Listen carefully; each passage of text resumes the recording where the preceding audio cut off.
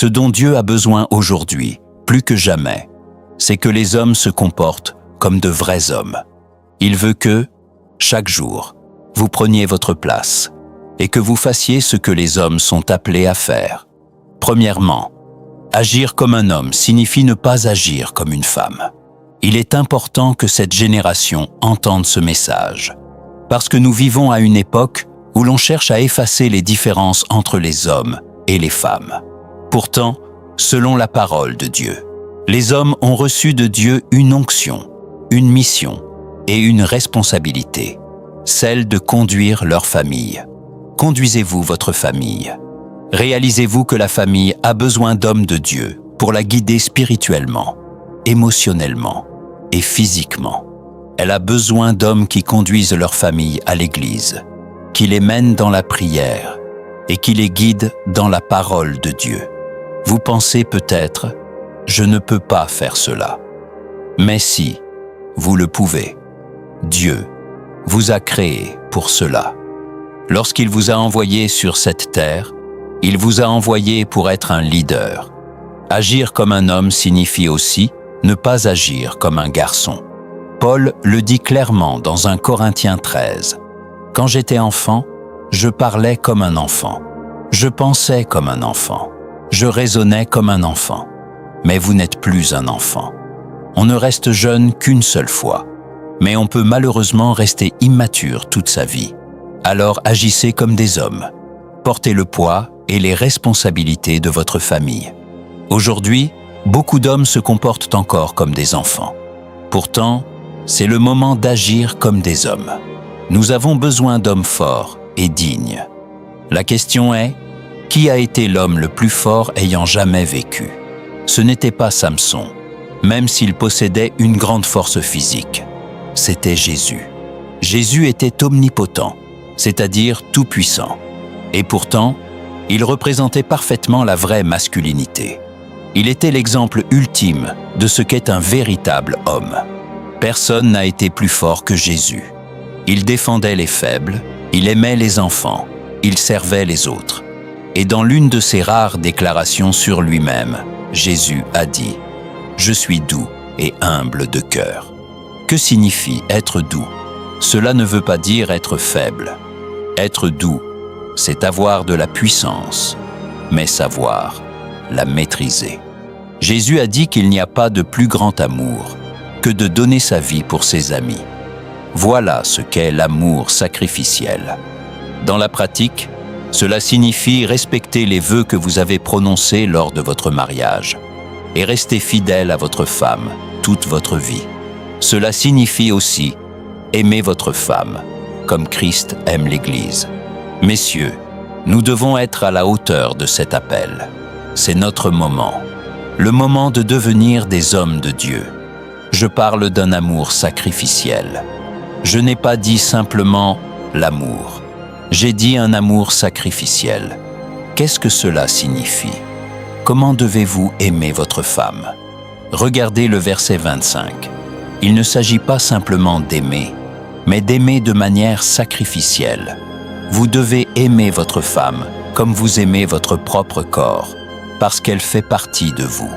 Si vous étiez sage, vous prendriez soin de votre femme comme vous prenez soin de vous-même. Si vous êtes le chef de votre foyer, comme Christ est le chef de l'Église, alors laissez-moi vous poser une question. À quel moment Christ abandonnera-t-il son Église? Jamais. Alors n'abandonnez pas votre femme. Aimez-la comme Christ aime son Église. Vous dites peut-être, mais je n'ai pas ce qu'il faut. Et c'est une bonne chose de le reconnaître.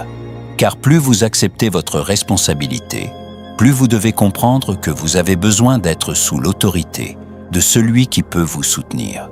Vous ne pouvez pas accomplir cette mission seul. Les hommes forts ne disent pas « je peux le faire tout seul ». Je n'ai besoin de personne. Non, les hommes vraiment forts reconnaissent qu'ils ont besoin de leur Créateur. Et si nous voulons bien remplir notre rôle et devenir des hommes forts, nous devons accepter cette vérité. Je ne peux pas le faire seul. Les hommes forts sont des hommes humbles. Écoutez bien, les hommes forts ne sont pas ceux qui essaient de cacher leurs faiblesses. Les hommes de Dieu sont humbles. Pourquoi? Parce qu'ils savent que l'orgueil sera leur chute, tandis que l'humilité est le chemin vers la grandeur. L'orgueil est facile à voir chez les autres, mais très difficile à reconnaître en soi-même. Si nous voulons être des hommes de Dieu, alors nous devons combattre l'orgueil et marcher dans l'humilité. Les hommes de Dieu utilisent leur force, leur influence, leur pouvoir, leurs ressources, leur temps et leur vie pour servir les autres et les élever. Hommes mariés, êtes-vous en train de servir votre femme? Êtes-vous en train de l'élever? Éphésiens 5,25 dit « Marie, aimez vos femmes comme Christ a aimé l'Église. » Comment Christ l'a-t-il aimée? Le verset 27 nous dit qu'il s'est donné lui-même pour elle. Alors, Marie, posez-vous cette question. Quand est-ce la dernière fois que je me suis sacrifié pour ma femme? Nous devons être des hommes humbles. Père, laissez-moi vous parler. Utilisez-vous votre force pour élever vos enfants?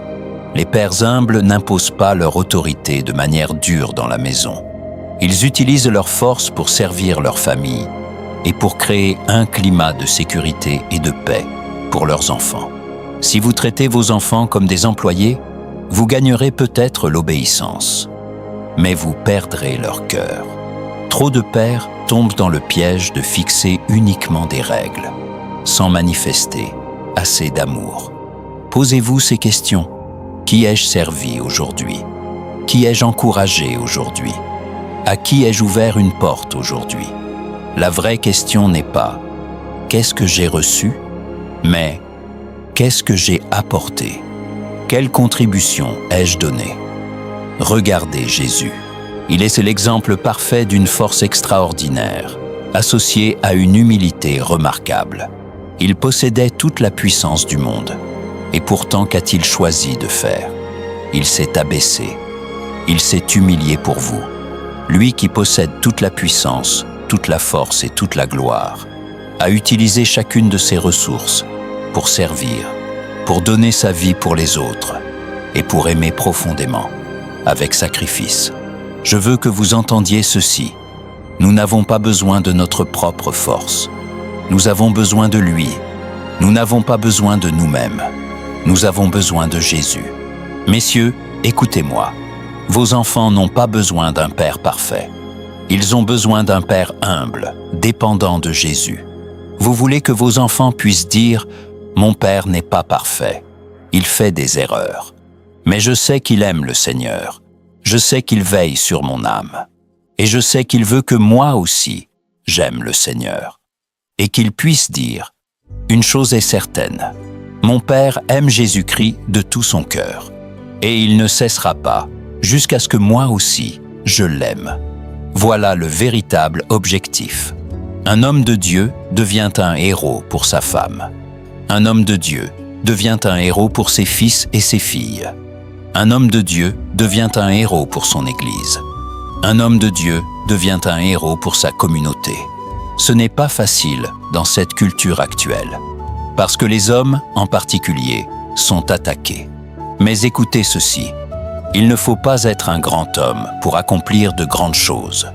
Il suffit d'être un homme fidèle, un homme qui dit « Me voici, Seigneur, envoie-moi. Je ne suis pas exceptionnel, mais je suis disponible. Je vais y aller. Je parlerai. Je le ferai. » Restez engagés. Ne vous éloignez pas. Parfois, l'endurance est le plus grand témoignage. Continuez à vous présenter. Continuez à faire ce qui est juste. Continuez à être fidèle à votre Église et à l'appel que Dieu a placé sur votre vie. L'Église a besoin d'hommes courageux. Aujourd'hui, je veux encourager les hommes à se lever, à prendre leur place et à reprendre l'autorité, ainsi que la responsabilité que Dieu leur a confiée comme chef de famille. Est-ce que cela en vaut la peine? Votre femme en vaut-elle la peine? Votre mariage en vaut-il la peine? Vos enfants en valent-ils la peine? Votre avenir en vaut-il la peine? Quand Dieu dit « Soyez forts », qu'est-ce qu'il veut dire? Il dit « Comprenez que votre force ne se trouve pas dans vos propres capacités. Votre force se trouve en moi. Soyez forts dans le Seigneur. » Ma force ne réside pas dans mon intelligence. Ma force ne réside pas dans mes compétences. Ma force se trouve en lui. Et permettez-moi de vous dire ceci, frères.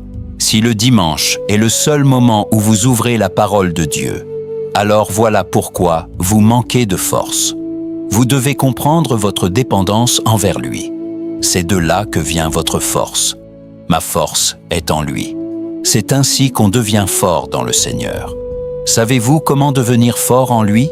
En lui faisant confiance et en lui obéissant. La confiance et l'obéissance sont la preuve de votre force dans le Seigneur. Vous n'êtes aussi fort que votre niveau d'obéissance. Regardez Josué. Il aurait pu dire « Je vais détruire cet ennemi par ma propre force ». Mais Dieu lui a dit « Non, ce n'est pas comme cela que je veux que tu agisses. Marche autour du mur et pousse un cri. » Et il l'a fait. Et il a remporté la victoire. Pourquoi? À cause de ses muscles? Non. À cause de son obéissance. Soyez fort. Même quand vous ne vous sentez pas fort, soyez fort. Dieu vous a créé pour être des adorateurs.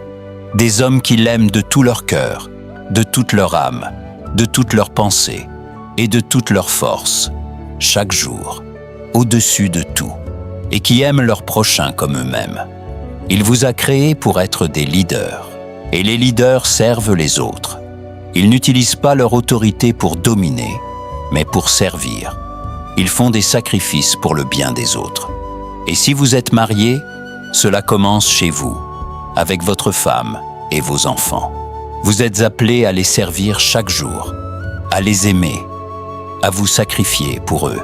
Messieurs, nous sommes aussi des protecteurs. Dieu nous a appelés à nous battre pour les autres, en particulier pour les femmes et les enfants, les plus vulnérables de la société. Cela signifie que nous menons un combat spirituel chaque jour contre l'ennemi pour protéger ceux que nous aimons. Nous sommes des protecteurs et nous sommes aussi des pourvoyeurs. Vous allez au travail chaque jour pour la gloire de Dieu, afin de mettre de la nourriture sur la table pour votre famille. Mais vous ne pouvez pas être cet homme sans lui. C'est impossible. Je dois me lever chaque matin et demander à Dieu son aide. Je veux être cet homme, mais je sais que je ne peux pas l'être sans lui. Alors je m'humilie devant lui. Je confesse mes erreurs, mes faiblesses et mes défauts. Et je dis, Seigneur, j'ai besoin de la puissance de ton Fils dans ma vie. La seule manière de devenir l'homme que Dieu m'a appelé à être, c'est par sa puissance et par son aide.